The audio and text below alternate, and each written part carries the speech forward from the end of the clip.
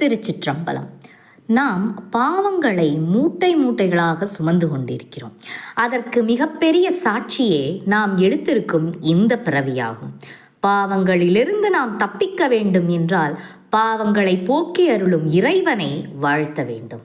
இறைவனை வாழ்த்த நமது பாவங்கள் போய் அகலும், பிறவி பிணியும் நம்மை விட்டு அகலும். அதற்கு மாணிக்கவாசகர் பெருமான் அவர்கள் அருளிய முதல் 5 சிவபுராண வரிகளை நாம் தினமும் ஓதி வரலாம். நமச்சிவாய வாழ்க, நாதன் தாள் வாழ்க, இமைப்பொழுதும் என் நெஞ்சில் நீங்காதான் தாழ் வாழ்க, கோகழி ஆண்ட குருமணி தன் தாழ் வாழ்க, ஆகமம் ஆகி நின்று அன்னிப்பான் தாழ் வாழ்க, ஏகன் அநேகன் இறைவன் அடி வாழ்க. சிவபெருமானின் பழமைகளை பற்றி கூறுவது சிவபுராணமாகும். பழமை என்பது இங்கு காலத்தை குறிக்காது. ஏனென்றால் ஈசன் தான் ஆதி அந்தம் இல்லாதவர் அல்லவா.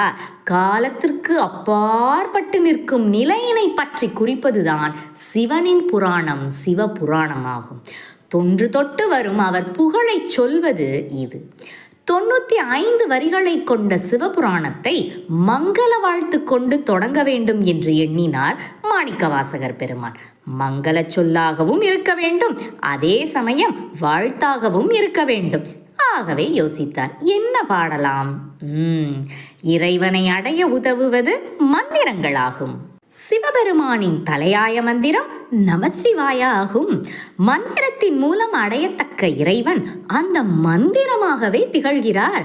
ஆகவே இறைவனை வாழ்த்த சரியான வழி அவரது மந்திரத்தை வாழ்த்துவதுதான் என முடிவு செய்த மாணிக்கவாசகர் நமசிவாய வாழ்க என்று சிவபுராணத்தையும் திருவாசகத்தையும் தொடங்குகிறார்.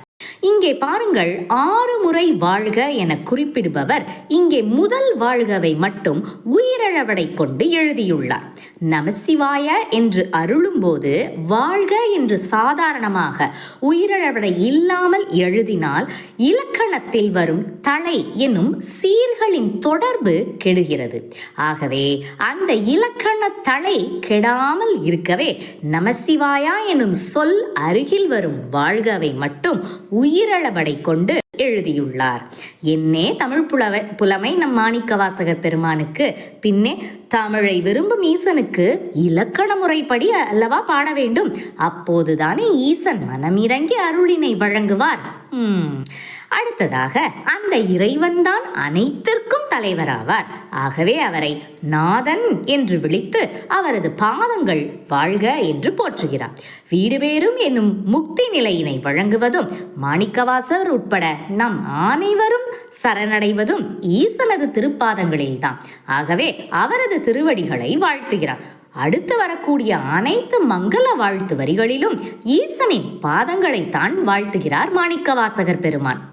அடுத்து எப்போதுமே தன் நெஞ்சில் நீங்காது குடியிருக்கும் இறைவன் என்பதனை குறிக்கும் விதமாக இமைக்கின்ற அந்த ஒரு நொடிக்கும் குறைவான பொழுது கூட தன் நெஞ்சை விட்டு நீங்காமல் இருக்கும் இறைவனது திருவடிகளை வாழ்த்த இமை பொழுதும் என் நெஞ்சில் நீங்காதான் தாழ்வாழ்க என்று 2ஆம் வரியில் போற்றுகிறார்.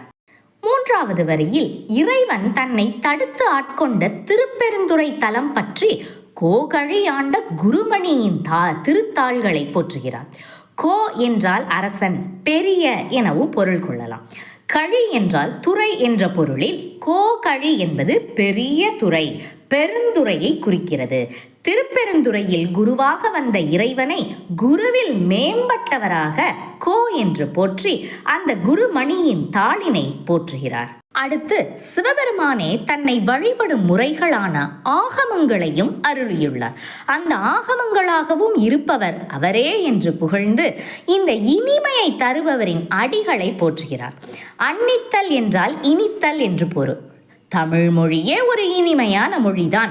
இறைவனுக்கு எவ்வளவோ வகையான வழிபாட்டு முறைகள் இருந்தாலும் அவர் விரும்பும் இசைத்தமிழில் வழிபாடு செய்வது சற்று சிறப்பு வாய்ந்ததே. இசையுடன் கூடிய தமிழ் நம்மையும் மகிழ்வித்து இறைவனையும் மகிழ்ச்சியடை செய்யும். அப்போது இறைவனும் மனம் இளகி இனிமையானவர் ஆவார். ஆகவேதான் அன்னிப்பான் தாழ்வாழ்க என்று சிவபெருமானை இனிப்பவராக குறிப்பிடுகிறார். பாருங்கள், என்னே ஒரு இனிமை மாணிக்கவாசகர் பெருமானுக்கு. அடுத்து இறுதியாக ஏகன் அநேகன் இறைவன் அடி வாழ்க என்று போற்றுகிறார். ஏகன் அநேகன் இரண்டுமே எதிர்மறை சொற்கள். இதே போன்று எதிர்மறை சொற்களை பல இடங்களில் சிவபுராணத்தில் சிவபெருமானை புகழ்கிறார். ஏகன் என்றால் ஒருவன் மட்டுமே என்று பொருள். அநேகன் என்றால் பல வடிவங்கள் கொண்டு நிற்றல் என்று பொருள். பல பொருட்களில் தோன்றும் தோற்றங்களே அநேகன் என்னப்படும். சங்கார காலம் எனும் ஊழி காலத்தில் ஏகனாக இறைவன் திகழ்கிறார். அப்போது அனைத்து உயிர்களும் அவர் உள்ளே ஒடுங்கி அப்போது அவர் ஒருவர் மட்டுமே ஏகனாக இருப்பார். அவரையும் வாழ்த்துகிறார். பின்பு ஊழிக்காலம் முடிந்து உலகத்தை தோற்றுவித்து ஆன்மாக்களுக்கெல்லாம் உடல்களை தந்து போக வாழ்வில் புகுத்தி மீண்டும் தன்னை இணைத்துக் கொள்ளும் காலம் வரை அவர் அநேகனாய் பல வடிவங்கள் கொள்கிறார். ஆகவே அந்த அநேகனையும் வாழ்க என்று போற்றுகிறார். இத்தனை சிறப்புகள் கொண்ட இறைவனை நாமும் மாணிக்கவாசகரின் இந்த 5 சிவபுராண வரிகளை மட்டும் கொண்டு தினமும் போற்றி துதித்து வர நமது பாவங்களும் நீங்கி அவன் அருள் பெற்று அவன் தாள் அடையலாம். திருச்சிற்றம்பலம்.